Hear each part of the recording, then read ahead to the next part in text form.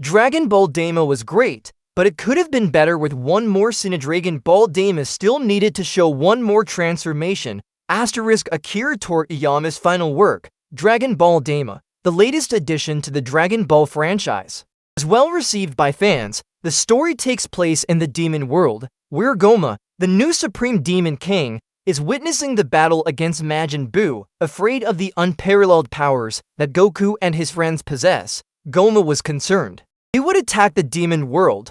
He decides to strike them first, completely unprovoked, and turn them into children. Having lost Den and most of their powers, Goku and his friends travel in hopes of acquiring the Dragon Balls of the demon world. The anime series is full of adventure, with lots of exciting scenes throughout the journey.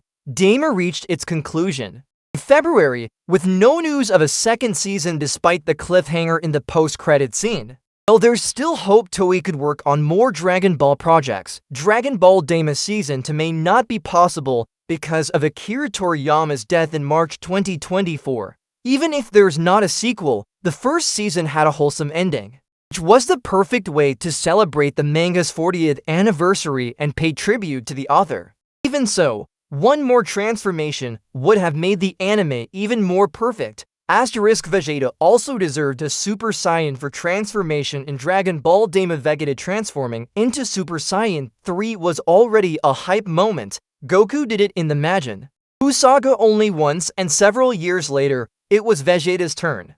However, his limelight didn't last long when Goku transformed into Super Saiyan 4, first in child form and later, after returning to his adult form. However, the anime ended not long after that, excluding any chance for Vegeta to transform as well. With Dragon Ball Super having already introduced several other transformations, who knows if or when fans will get to see him become SSJ4.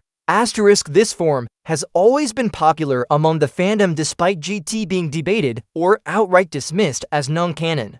While he did turn SSJ4 in Dragon Ball GT, he didn't get his turn in Daima. Imagine SSJ4 Vegeta animated with Daima's modern quality fluid fight scenes, vibrant colors, and new character designs. The hair, glowing red eyes, and raw energy of SSJ4 would have looked incredible in today's animation.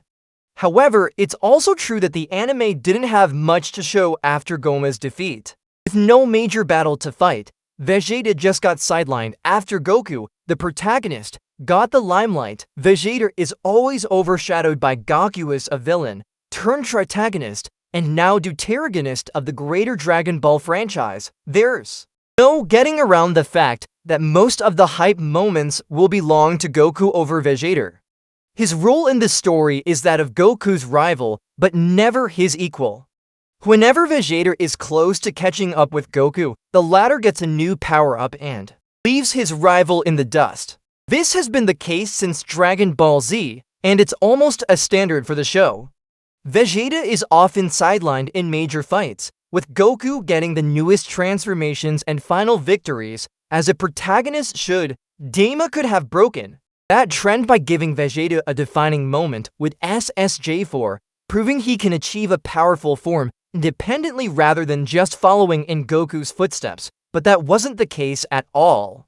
Instead, the show only focused on Goku's power and how he adapts to his new form after getting back to his usual age, with Vegeta just being on the sidelines.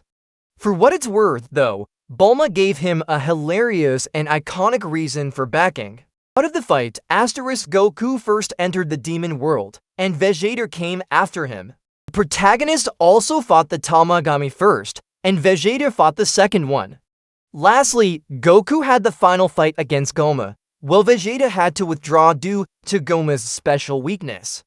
Dragon Ball Daima was an overall near-perfect from start to finish. The finish was intriguing, and the entire journey wasn't simply focused on fighting.